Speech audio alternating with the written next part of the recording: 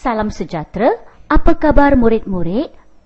Pada hari ini, cikgu akan mengajar murid-murid bahagian tata bahasa iaitu kata nama.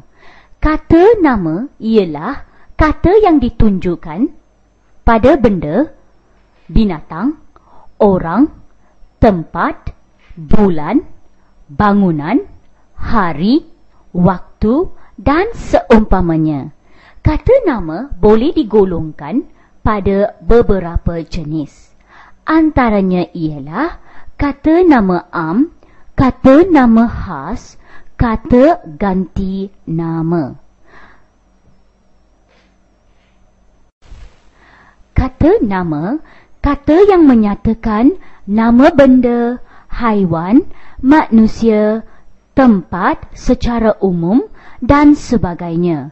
Sama ada konkret ataupun abstrak, bernyawa ataupun tidak bernyawa, boleh dibilang atau tidak boleh dibilang. Bagi kata nama konkret, contoh-contohnya ialah kereta, guru, kerusi, playa, cendawan, peta, kangaroo, kelab masyarakat, serai dan sebagainya. Bagi kata nama abstrak pula, fikiran, senja, ribut, badai, guruh, mimpi, fikiran, perasaan, roh, demonstrasi dan sebagainya. Baiklah murid-murid sekalian, bagi kata nama konkret, murid-murid perlu tahu bahawa bagi kata nama konkret ialah sesuatu yang kita boleh lihat dengan jelas. Manakala bagi kata nama abstrak pula ialah sesuatu yang kita dapat menggunakan deria rasa dan sebagainya. Bagi kata nama abstrak, kita tidak boleh melihat apa-apa pun. Kita hanya boleh dapat merasakan sesuatu dan kita tidak boleh lihat dengan jelas. Bagi kata nama yang seterusnya ialah kata nama berbilang dan kata nama tak berbilang. Bagi kata nama berbilang, contohnya adalah seperti mangga, seniman, merpati, mawar, kemboja, komputer, mesin fax, donat dan sebagainya. Bagi kata nama tak berbilang, contohnya ialah garam, pasir, rumput, udara, angin, lumut, hampas, cahaya, lantai dan sebagainya. Baiklah, bagaimanakah kita boleh membezakan di antara kata nama berbilang dan tak berbilang? Bagi kata nama berbilang, sesuatu yang kita boleh bilang. Manakala bagi kata nama tak berbilang pula, sesuatu yang kita tidak boleh bilang. Contohnya beras dan sebagainya. Baiklah, mari kita sambung. Bagi kata nama bernyawa pula ialah seperti binatang, orang, serangga, tumbuh-tumbuhan, unggas, mergastua, mamalia, amfibia. Bagi kata nama tak bernyawa pula, perabot, senjata, buah-buahan, cakrawala, sungai, tebing, dunia, bilik, motorbot. Di sini senang sahaja. Apa yang murid-murid perlu tahu ialah bagi kata nama bernyawa ialah sesuatu yang bernyawa. Manakala bagi kata nama tak bernyawa sesuatu yang tidak bernyawa. Jadi di sini murid-murid dapat mengenal pasti serta membezakan penggunaan kata nama. Mari kita sama-sama melihat kata nama am boleh terbentuk melalui proses imbuhan, sama ada awalan, akhiran ataupun apitan. Di sini kata nama am boleh digunakan sebagai imbuhan melalui proses awalan, akhiran ataupun apitan. Di sini murid-murid perlu tahu. Contohnya, bila dikatakan sebagai kata nama am terbitan, contohnya adalah seperti penyapu. Kata dasar di sini ialah sapu. Pekebun, kata dasar bagi pekebun ialah kebun. Penyanyi, kata dasar nyanyi. Ini adalah beberapa contoh bagi kata nama am awalan. Mari kita lihat kata nama am akhiran yang melalui proses imbuhan. Bagi kata nama terbitan akhiran, durian, pecahan, tujuan, di mana masing-masing mempunyai kata dasarnya dan juga masing-masing mempunyai maksud yang berlainan. Mari kita lihat kata nama am terbitan bagi apitan. Kerajaan, kecurian, pelarian. Di sini sama seperti kata nama terbitan akhiran, di mana bagi kata nama terbitan apitan, maksudnya boleh berbeza daripada kata dasar. Mari kita lihat kata nama sebagai kata dasar. Cikgu akan memberikan beberapa contoh bagi kata nama yang digunakan sebagai kata dasar. Rambutan, lautan, perkataan, perjalanan, kehujanan.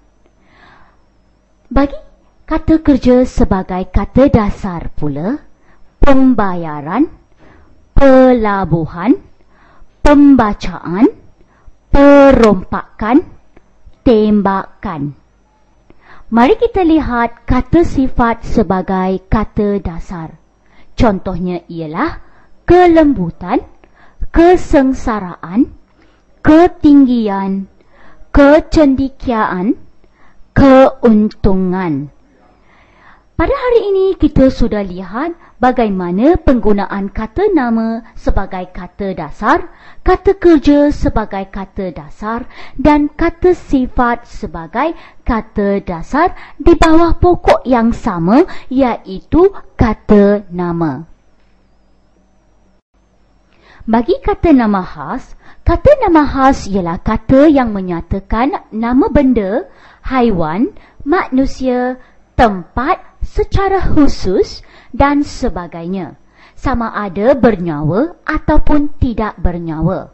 Bagi kata nama khas bernyawa, nama seperti Rashidah, Brandon, Elaine, Putri Farhana, Maddie, Tompok, Biring, Rafflesia dan sebagainya. Bagi kata nama khas yang tak bernyawa, Chua Chu Kang, Ahad, West Mall, Korea Selatan, Proton Saga, Planet Utarid.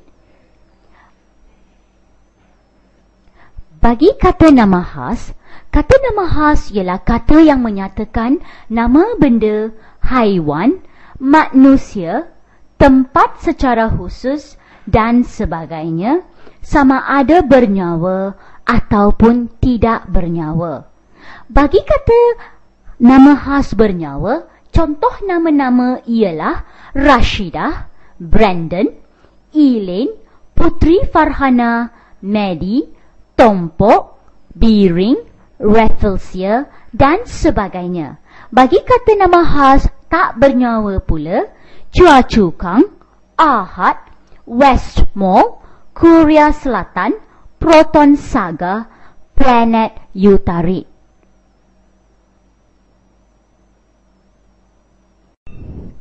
Mari kita sama-sama melihat kata ganti nama. Kata ganti nama ialah kata yang menggantikan kata nama. Kata ganti nama boleh digolongkan pada 5 jenis. Pertama sekali, kata ganti diri. Kedua, kata ganti tempat. Ketiga, kata ganti tanya. Keempat, kata ganti tunjuk. Kelima, kata ganti tak tentu. Kata ganti diri. Kata ganti diri digunakan untuk menggantikan nama atau panggilan kepada orang.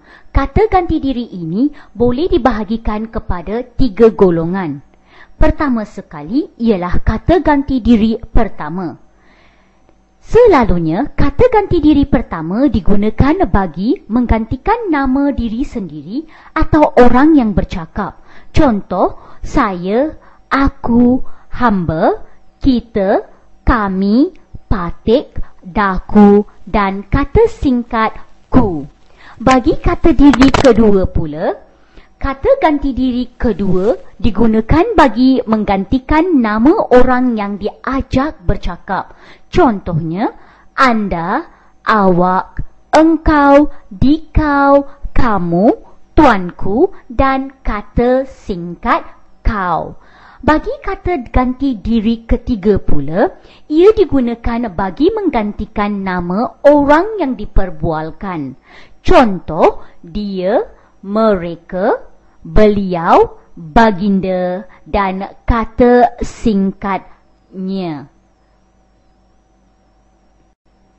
Bagi kata ganti tanya, selalunya ia digunakan untuk membentuk ayat-ayat tanya.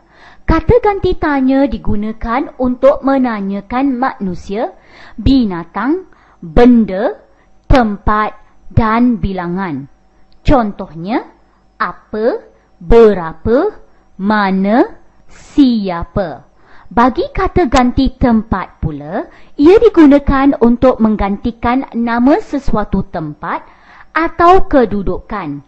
Contoh, sini, sana dan situ.